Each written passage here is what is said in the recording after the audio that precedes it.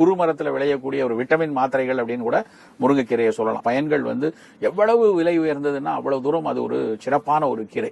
Iron and calcium அதிகமாக இருக்க முருங்கைக்கீரையை ரெகுலராக எடுத்துக்க முடியாதுன்னு நினைக்கிறவங்க இந்த மாதிரி பொடி செஞ்சு வச்சுக்கிட்டிங்கன்னா இதை மல்டி பர்பஸ்க்கு யூஸ் பண்ணிக்கலாம். இது பண்ணுறதுக்கு கடலைப்பருப்பு, துவரம்பருப்பு, கருப்பு உளுந்து இது எல்லாமே வாசனை வர அளவுக்கு வறுத்தெடுத்துக்கோங்க. மல்லி, காஞ்ச மிளகாய், பூண்டு இதையும் நல்லா வறுத்துட்டு இது கூட மிளகு, சீரகம், கருப்பு எள்ளு இதையும் நல்லா வறுத்தெடுத்துக்கோங்க. கல்லுப்பு, புளி, பெருங்காயம் இதையும் லைட்டாக ட்ரை ரோஸ்ட் பண்ணிக்கோங்க. நல்ல ஃப்ரெஷ்ஷான முருங்கைக்கீரையை வாஷ் பண்ணிட்டு இந்த மாதிரி நிழல்ல காய வச்சு எடுத்திருக்கேன். இதையும் லைட்டா ரோஸ்ட் பண்ணிக்கலாம். முடி நல்லா அடர்த்தியா வளர இது கூட கருவேப்பிலை சேர்த்துக்கோங்க. வறுத்த பொருட்களை மிக்சர் ஜார்ல சேர்த்துட்டு நல்லா பவுடரா அரைச்சிட்டு தண்ணி படாம ஸ்டோர் பண்ணிக்கோங்க. ஹீமோகுளோபின் லெவல் கம்மியா இருக்கிறவங்க ரெகுலரா இந்த முருங்கைக்கீரை எடுத்துட்டு வந்தீங்கன்னா நல்லா இன்க்ரீஸ் ஆகும். சூடான சாதத்துல நல்லெண்ணெய் விட்டு இந்த பொடியை மிக்ஸ் பண்ணி எடுத்துக்கோங்க. கீரையே சாப்பிடாத குழந்தைங்களுக்கு இந்த மாதிரி இட்லியில மிக்ஸ் பண்ணி கொடுத்தீங்கன்னா விரும்பி சாப்பிடுவாங்க. இவ்வளவு ப்ராசஸ் பண்ண முடியாதுன்னு நினைக்கிறவங்க வீர் ஹெர்ப்ஸ் இன்ஸ்டாகிராம் பேஜ்ல சேம் இன்கிரீடியன்ஸ் யூஸ் பண்ணி சேல் பண்றாங்க. இந்த ப்ராடக்ட் தேவைப்படுறவங்க ஸ்கிரீன்ல டிஸ்பிளே ஆகிற வாட்ஸ்அப் நம்பரை கான்டாக்ட் பண்ணுங்க or லிங்க்னு கமெண்ட் பண்ணுங்க.